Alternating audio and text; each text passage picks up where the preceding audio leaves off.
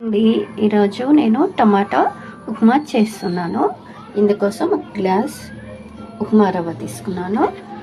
Next సన్నగా తరుముకున్న ఉల్లిపాయలు, టమాటా, కొత్తిమీర, కల్మక్, పచ్చిమిరపకాయలు, అలాగే మినపప్పు, ఇంకా పల్లీలు తీసుకున్నానండి.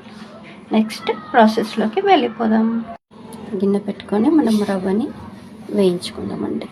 కొంతమంది ఆయిల్లో వేయించుకుంటారు, లేదా మనము పొడిగా అయినా వేయించుకోవచ్చు. నేనైతే ఆయిల్ ఏం వేయట్లేదు, వేయించుకుంటాను. మనకి కలర్ అనేది కొంచెం చేంజ్ అవ్వాలండి, అప్పటి వరకు వేయించుకోవాలి.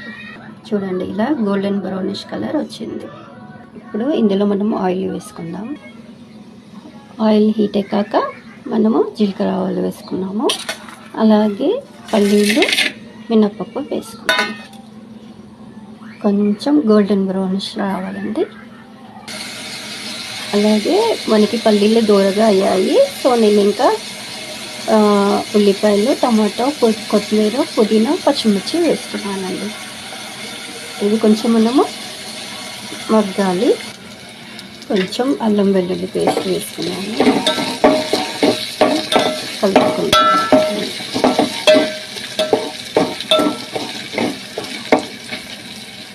సో ఇప్పుడు వాటర్ పోసుకుందామండి. నేను ఈ గ్లాస్ ఒక గ్లాస్తో ఉప్మా తీసుకున్నాను కదా, ఉప్మా రవ్వ, ఒక glass water, so 2 glasses water తీసుకుంటాను. 2 గ్లాసెస్ వాటర్ తీసుకున్నాను. కొంచెం తగినంత సాల్ట్ వేసుకున్నాను. కొంచెం మసలాక మనం రవ్వ వేసుకుంటే అయిపోతుంది. చూడండి, వాటర్ మనకి మసులుతున్నాయి. ఇప్పుడు ఇందులో ఉప్మా రవ్వ వేసుకుందాం.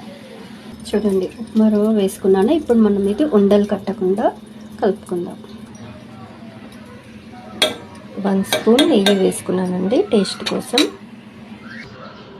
అయిపోయిందండి, ఎంతో టేస్టీగా tomato upma ready. Thank you for watching.